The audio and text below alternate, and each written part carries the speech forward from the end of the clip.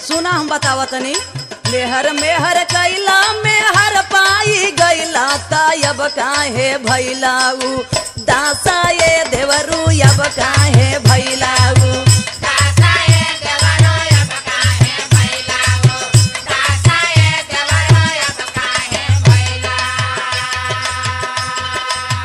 काहे उदास है बता दें। बतावा।